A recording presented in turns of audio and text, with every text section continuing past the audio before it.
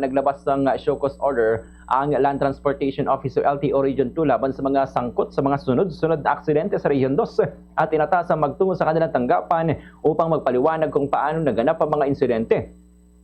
Sa panayam ng Buong Radyo Kawayan kay Assistant Regional Director Venancio Todao, sinabi nitong pansamantalang sususpendihin ng 70 araw ang lisensya ng mga sangkot habang isinasagawa ang investigasyon.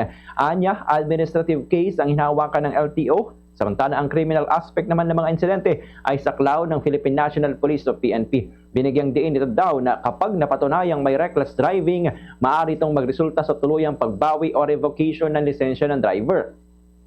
Kabilang sa mga nabigyan na ng show cause order ang isang vlogger sa Tuguegarao City nitong nakaraang buwan na nag-viral matapos mag-post ng video na umano'y pagdedrift sa rotonda ng lungsod.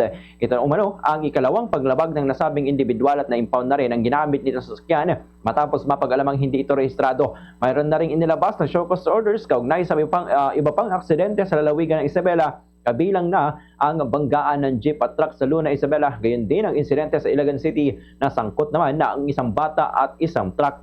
Ganito ang bahagi ng pahayag ni Assistant Regional Director na LTO Region 2, Venancio Todao. Came out with lately we came out with a series of show cause orders addressed to those who were involved in road accidents, particularly in Isabela and here in Cagayan. I think meron bang isa sa Vizcaya. So we came out with these show cause orders and they've been asked to report in our regional office to explain kung ano yung paano nangyari yung aksidente nila.